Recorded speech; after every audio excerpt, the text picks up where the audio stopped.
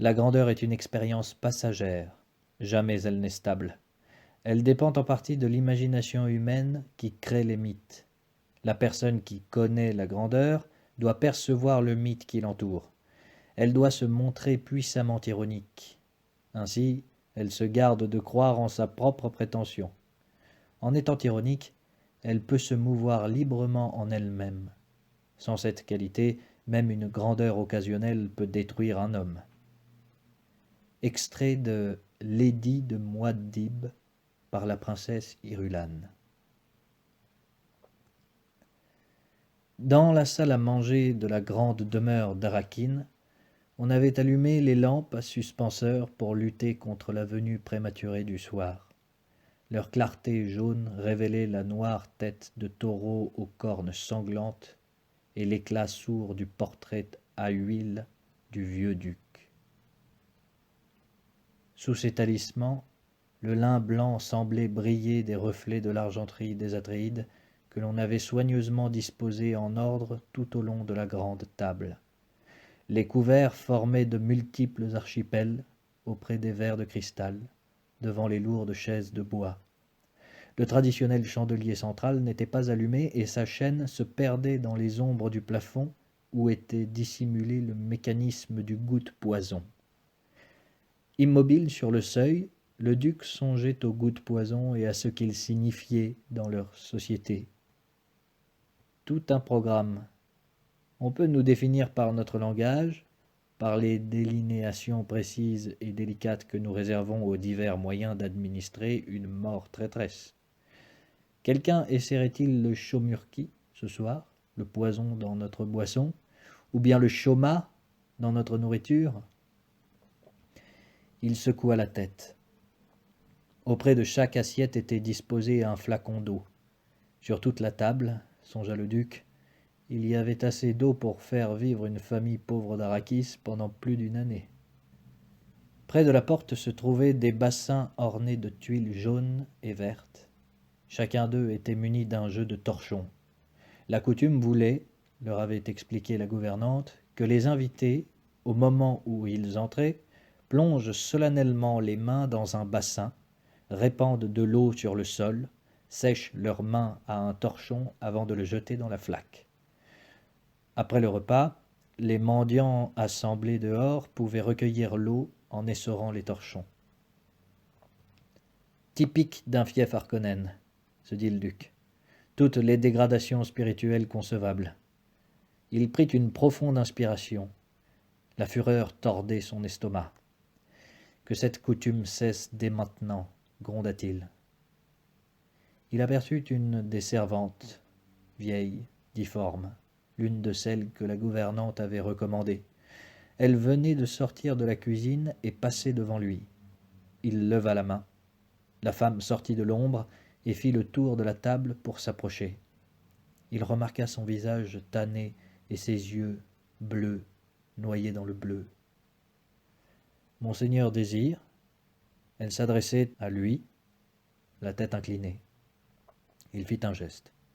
« Faites ôter ces bassins et ces torchons. » Mais, noble nez, elle releva la tête et le regarda bouche bée. « Je connais la coutume, » aboya-t-il.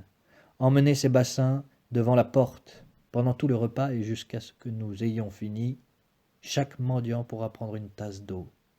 Compris ?» Des émotions mêlées pouvaient se lire sur le visage de cuir de la femme. Désespoir, colère. Le duc devina tout à coup qu'elle avait peut-être eu l'intention de se réserver les torchons et de tirer quelques pièces des malheureux qui attendaient dehors. Peut-être était-ce également la coutume. Le visage de Leto s'assombrit et il gronda.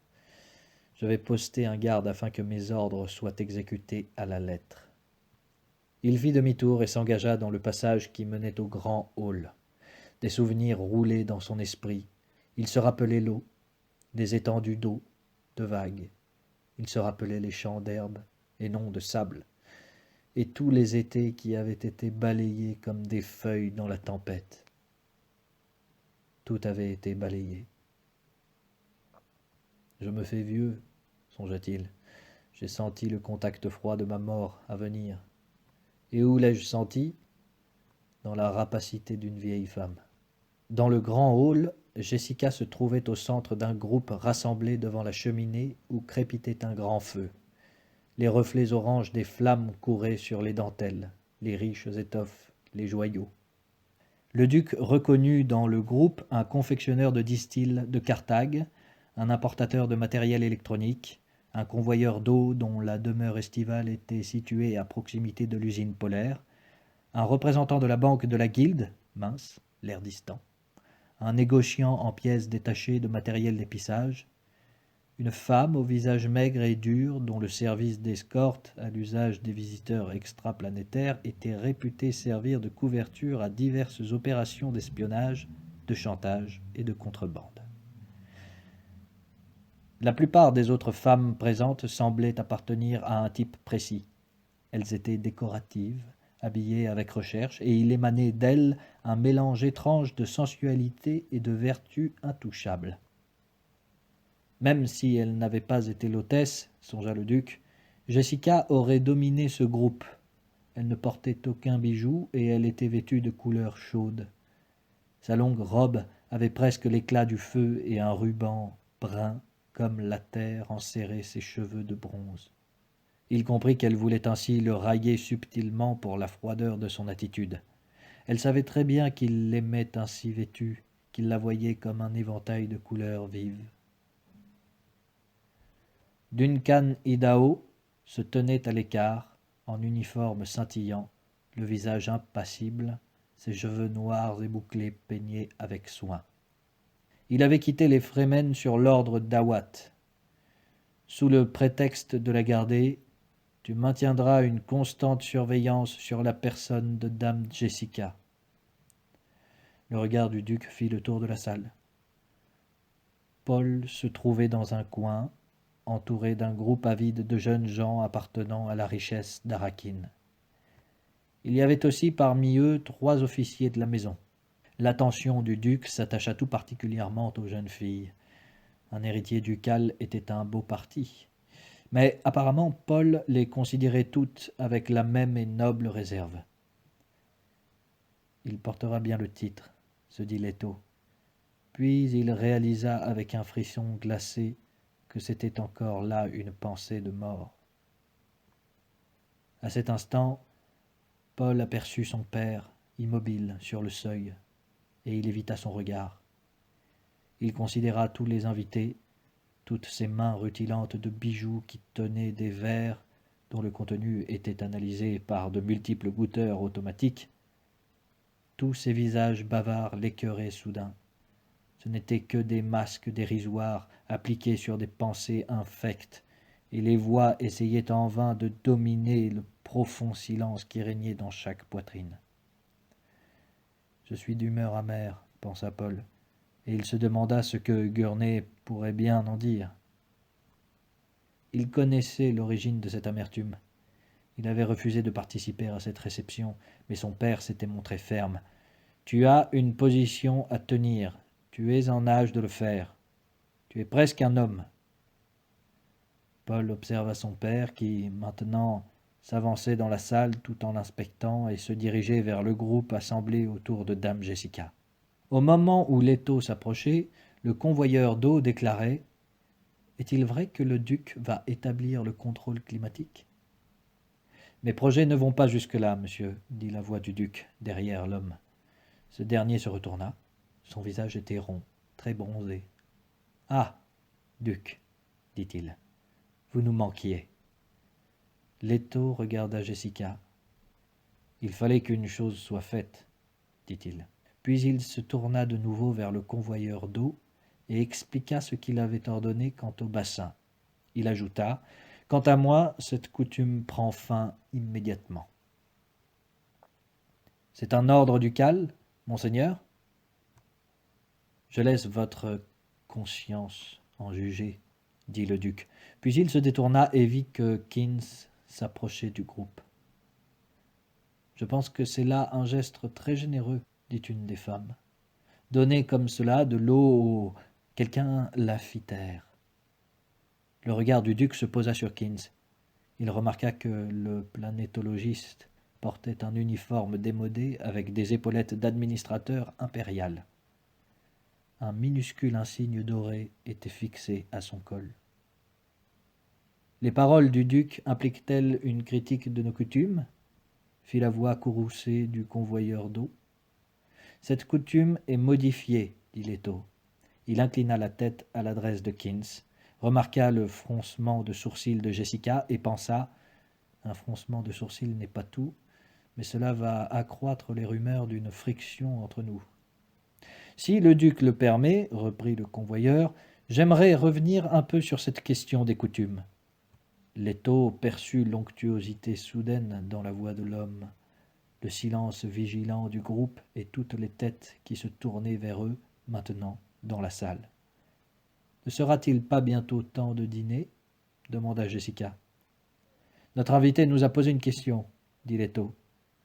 Son regard ne quittait pas le convoyeur d'eau, et il voyait là un homme au visage rond, avec de grands yeux et des lèvres épaisses.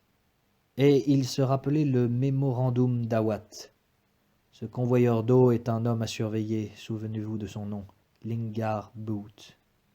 Les Harkonnen l'ont utilisé, mais sans jamais vraiment le contrôler. Les coutumes attachées à l'eau sont fort intéressantes, dit Boot, avec un sourire. Je suis curieux de savoir ce que vous avez l'intention de faire à propos de la serre qui fait partie de cette demeure. Entendez-vous la faire admirer longtemps au peuple, monseigneur ? Leto réprima sa colère, tout en dévisageant l'homme.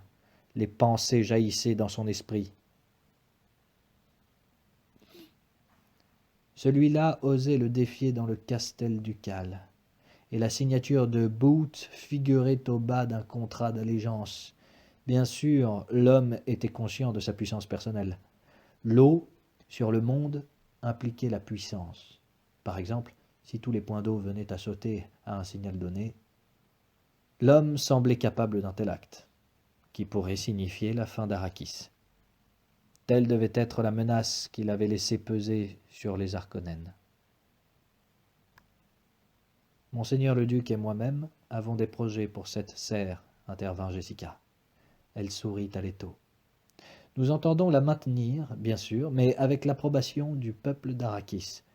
Notre rêve est de voir un jour le climat de ce monde modifié afin de permettre la culture des plantes de notre serre n'importe où à l'extérieur.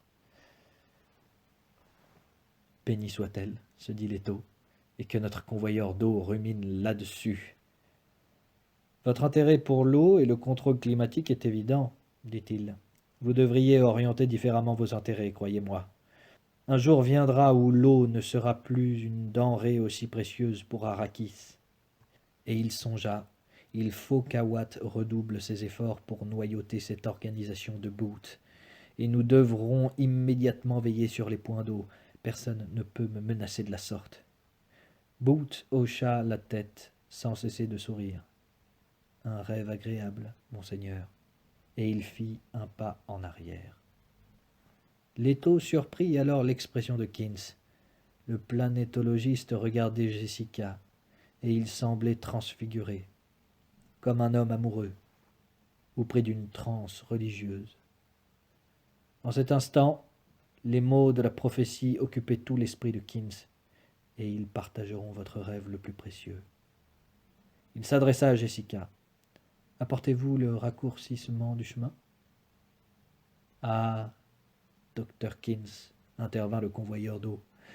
Vous êtes venu, vous avez abandonné vos hordes de Fremen, comme c'est aimable à vous. » Keynes posa sur lui un regard inscrutable. On dit dans le désert que la possession de l'eau en grande quantité peut conduire un homme à une fatale négligence. Ils ont nombre de dictons étranges dans le désert, dit Boot, mais sa voix trahissait son trouble. Jessica s'approcha de Leto et glissa sa main sous son bras, cherchant un instant de calme. Keynes avait dit le raccourcissement du chemin. Dans la langue ancienne, cela se traduisait par Kwisatz Haderach. L'étrange question du planétologiste était passée inaperçue et, à présent, Keynes se penchait vers l'une des femmes de la suite, prêtant l'oreille à quelques badinages murmurés. Le Kwisatz Haderach. La Missionaria Protectiva aurait-elle donc implanté ici cette légende aussi? À cette pensée, elle sentit se raviver l'espoir secret qu'elle nourrissait pour Paul. Il pourrait être le Kwisatz Haderach. Oui, il pourrait l'être. Il pourrait être le Kwisatz Haderach. Oui, il pourrait l'être. Le représentant de la banque de la guilde avait engagé la conversation avec le convoyeur d'eau et, un instant, la voix de Boot domina le murmure des autres invités. Bien des gens ont tenté de modifier Arrakis. Le duc remarqua à quel point Kins parut sensible à ces mots, se redressant et abandonnant immédiatement la femme frivole. Dans le soudain silence, un soldat en tenue de laquais s'avança vers l'étau. « Le dîner est servi, monseigneur. » Le duc eut un regard interrogateur à l'adresse de Jessica. La coutume locale veut que l'hôte et l'hôtesse suivent leurs invités vers la table, dit-elle avec un sourire. La changerons-nous, monseigneur? Sa voix était froide quand il répondit « Cela me paraît une agréable coutume. Nous la maintiendrons pour l'instant. Il me faut continuer de donner l'impression que je la soupçonne de trahison, se dit-il, et, tout en regardant défiler les invités, il songea « Qui, parmi vous, croit à un tel mensonge ?»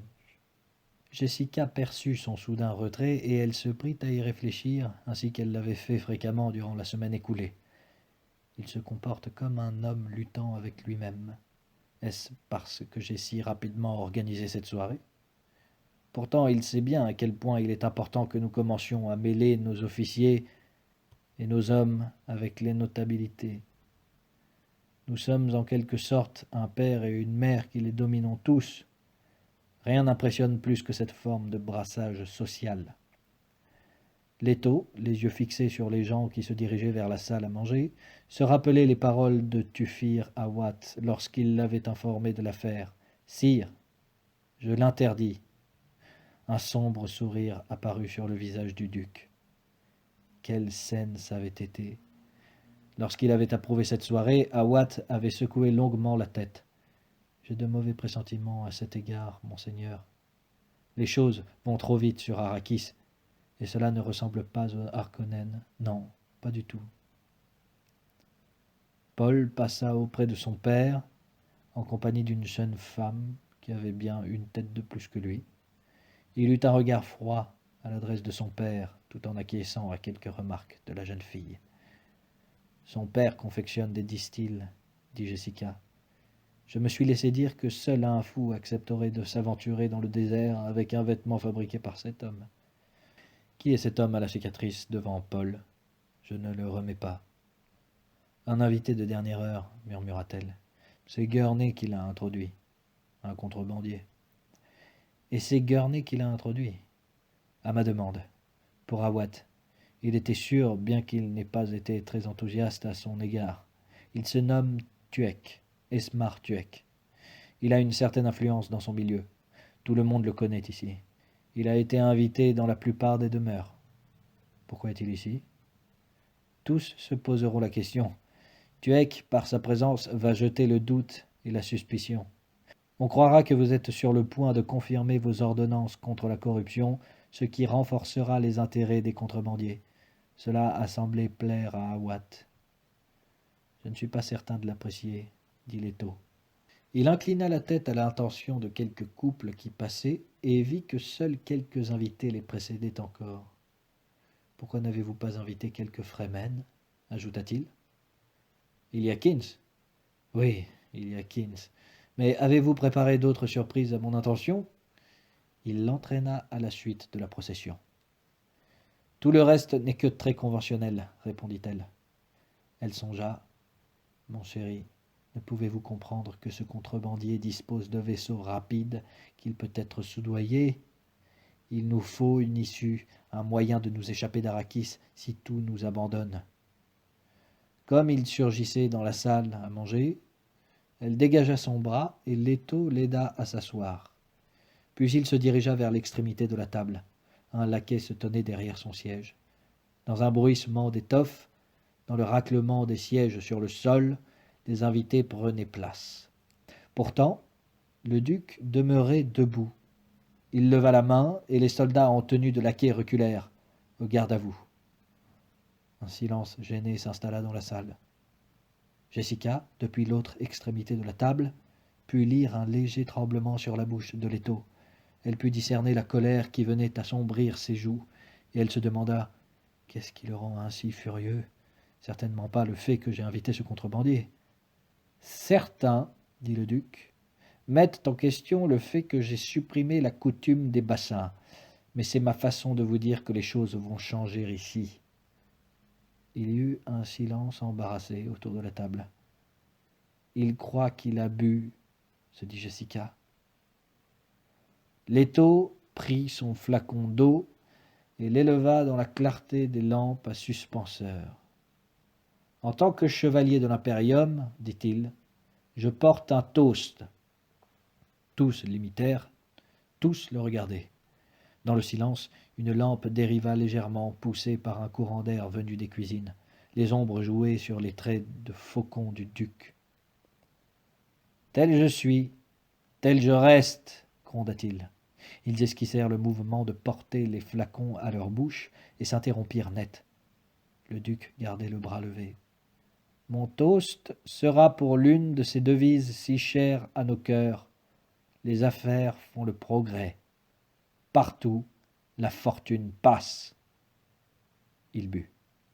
Et ils burent comme lui, en échangeant des regards perplexes. « Gurney !» appela le duc. La voix de Halleck parvint d'une alcôve, quelque part derrière lui. « Je suis ici, monseigneur. »« Joue-nous un air, Gurney. » Un accord en mineur vint flotter jusqu'à la table, entre les ombres, sur un geste du duc. Les serviteurs commencèrent à poser sur la table les premiers plats. Lièvre du désert rôti en sauce sépéda, aplomage de Sirius, chouka, café avec mélange, la puissante odeur de cannelle du mélange envahit la table, et véritable oie en pot servi avec un vin pétillant de Caladane. Pourtant, le duc demeurait debout. Les invités attendirent donc. Leur attention se partageait entre les plats qui venaient d'être servis et le duc immobile qui ne s'asseyait pas. En des temps anciens, dit Leto, le devoir de l'hôte était de distraire ses invités par ses talents. Il serrait à tel point le flacon d'eau que les jointures de ses doigts en devenaient blanches. « Je ne puis chanter, mais je vais vous réciter les paroles de la chanson de Gurney. Considérez ceci comme un second toast que je porte à tous ceux qui ont trouvé la mort en nous conduisant ici. » Autour de la table, il y eut des mouvements gênés. Jessica baissa les yeux et regarda ses plus proches voisins, le convoyeur d'eau au visage rond, son épouse, le pâle et austère représentant de la banque de la Guilde, qui ressemblait à quelque épouvantail, en cet instant le regard fixé sur le duc, et le dénommé Tuek, au visage buriné, couvert de cicatrices, dont les yeux entièrement bleus étaient baissés. « Comptez-vous, soldats, soldats depuis longtemps comptés, » déclara le duc. « Votre fardeau est fait de douleur et de souffrance. Nos colliers d'argent brillent sur vos âmes. Comptez-vous, soldats, soldats depuis longtemps comptés. À chacun son dû de temps, sans illusion. Et passe le mirage de la fortune avec nous lorsque s'achève notre temps sur un dernier rictus. Comptez-vous, soldats, soldats depuis longtemps comptés. » La voix de Leto traîna sur les derniers mots, puis il but longuement à son flacon et le reposa violemment sur la table. Un peu d'eau rejaillit sur la nappe. Les invités buvaient, dans un silence embarrassé. À nouveau, le duc reprit son flacon. Cette fois, il déversa sur le sol la moitié de ce qui restait d'eau. Il savait que les autres devraient l'imiter. Jessica fut la première. Il y eut comme un instant gelé avant que les invités ne suivent. Jessica remarqua que Paul, assis près de son père, guettait toutes les réactions autour de lui. Elle aussi était fascinée, du reste, par les gestes révélateurs de ceux qui l'entouraient, et plus spécialement par les gestes des femmes. C'était là une eau potable, propre, qui ne provenait pas d'un torchon essoré. Les mains qui tremblaient, les réactions lentes, les rires nerveux, tout cela trahissait l'obéissance à contre-cœur. Une femme lâcha son flacon et se détourna tandis que son compagnon le ramassait. Mais c'était Keynes qui retenait le plus son attention. Le planétologiste hésita quelques secondes, puis déversa le contenu du flacon dans un récipient dissimulé sous son gilet. Il rencontra le regard de Jessica et leva le flacon vide en un toast muet à son attention. Son geste semblait ne l'embarrasser nullement. La musique de Halleck flottait toujours dans la salle, mais les accords en mineur avaient fait place à des harmonies plus vives, comme si le soldat baladin voulait maintenant éveiller l'ambiance. « Que le repas commence !» dit le duc, et il prit place. « Il est furieux et troublé, se dit Jessica. La perte de cette chenille l'a affecté plus profondément qu'elle ne l'aurait dû. Il doit y avoir autre chose. Il se comporte comme un homme désespéré. » Elle prit sa fourchette, espérant que ce geste dissimulerait sa soudaine amertume. Pourquoi pas, puisqu'il est désespéré. Lentement d'abord, puis avec animation grandissante, le repas se poursuivit. Le fabricant de distils complimenta Jessica pour la cuisine et le vin. « L'un et l'autre sont de Caladan, dit-elle. « Superbe, dit-il en goûtant le chuka. « Tout simplement délicieux. Et pas une goutte de mélange là-dedans. C'est tellement lassant de trouver l'épice dans n'importe quoi. » Le représentant de la banque de la Guilde regarda Keynes. « À ce que l'on dit, docteur Keynes, une nouvelle chenille a été laissée à un verre. »« Les nouvelles vont vite, dit le duc. »« Ainsi c'est bien exact, dit le banquier. »« Bien sûr que c'est exact. Ce satané portant a disparu. Comment est-il possible qu'un engin de cette taille s'évanouisse de la sorte ? Lorsque le verre est arrivé, expliqua Keynes, il était impossible de récupérer la chenille. Une chose pareille ne devrait pas pouvoir arriver, gronda le duc. Et personne n'a vu disparaître le portant ? Demanda le banquier. En général, les guetteurs concentrent leur attention sur le désert, dit Keynes. Ce qui les intéresse, c'est le signe du verre. L'équipage d'un portant se compose d'ordinaire de 4 hommes, 2 pilotes et 2 assistants. Si l'un d'entre eux, ou même 2, était à la solde des ennemis du duc. « Ah, je vois, dit le banquier. Et vous, en tant qu'arbitre du changement, que faites-vous en ce cas ? Je dois considérer ma position très consciencieusement, dit Keynes, et il est bien certain que je ne puis en discuter à table. Il songea. Cette espèce de pâle squelette, il sait très bien que c'est justement le genre d'infraction que l'on m'a ordonné d'ignorer. Le banquier sourit et revint à son repas. Jessica se souvint d'une leçon de l'école Ben Gesserit, une leçon qui traitait de l'espionnage et du contre-espionnage. La révérende mère, à la figure ronde et aux yeux rieurs, avait une voix joyeuse qui contrastait étrangement avec le sujet traité. Il convient de noter une chose à propos des écoles d'espionnage et de contre-espionnage, la similitude des réactions de base de tous ceux qui les ont fréquentées. Toute discipline fermée laisse son empreinte, son sceau sur ceux qui l'étudient, et ceci rend possible l'analyse et la prévision. En fait, les schémas de motivation tendent à devenir identiques pour tous les espions. Ceci revient à dire que certains types de motivation sont similaires, même si les écoles et les buts sont différents. Vous étudierez dans un premier temps la façon d'isoler cet élément aux fins d'analyse. Tout d'abord, pour les schémas d'interrogation qui révèlent l'orientation interne des interrogateurs, puis par l'examen attentif de l'orientation langage-pensée de ceux que vous analyserez.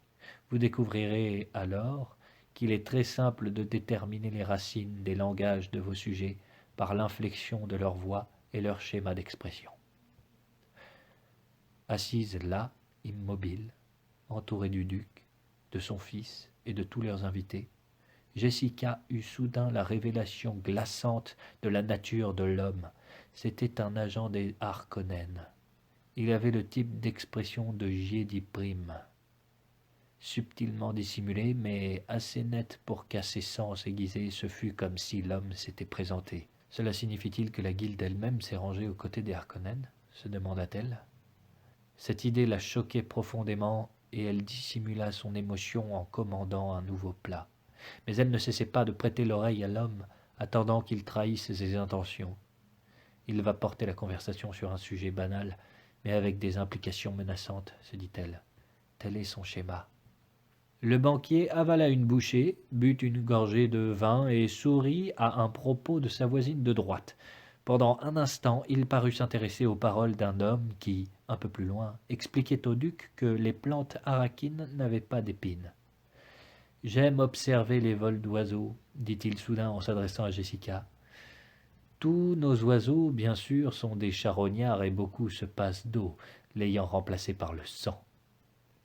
La fille du confectionneur de distil, assise entre Paul et son père à l'autre bout de la table, plissa son joli visage et dit « Oh, oh, Soussou, vous dites des choses vraiment dégoûtantes. » Le banquier eut un sourire. « On m'appelle Soussou parce que je suis le conseiller financier du syndicat des porteurs d'eau. » Et comme Jessica continuait de le regarder sans rien dire, il ajouta « Soussou-souk !» C'est le cri des porteurs d'eau. Il imitait l'appel si fidèlement que quelques rires s'élevèrent autour de la table. Jessica avait perçu la vantardise dans le ton de l'homme, mais elle avait noté aussi que la jeune fille lui avait donné la réplique, comme si elle avait voulu fournir une excuse aux propos du banquier. Elle regarda Lingard Bute. Le magnat de l'eau était absorbé dans son repas, l'air sombre, et Jessica se souvint que le banquier avait dit « Moi aussi, je contrôle cette ultime source de puissance d'Arrakis, l'eau. » Il avait vu que sa mère suivait la conversation avec une intensité Ben Gesserit. Mu par une impulsion, il décida de contrer, de repousser l'adversaire, et il s'adressa au banquier. « Voulez-vous dire, monsieur, que ces oiseaux sont cannibales? C'est une étrange question, jeune maître. Je dis tout simplement que ces oiseaux boivent du sang. Il n'est pas nécessaire que ce soit le sang de leurs semblables, non? » Ma question n'était pas étrange.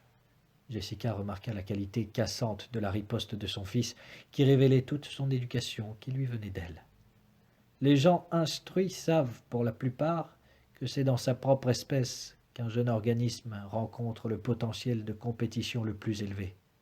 Délibérément, il planta sa fourchette dans l'assiette de son voisin et ajouta « Ils mangent au même plat, ils ont les mêmes nécessités vitales. »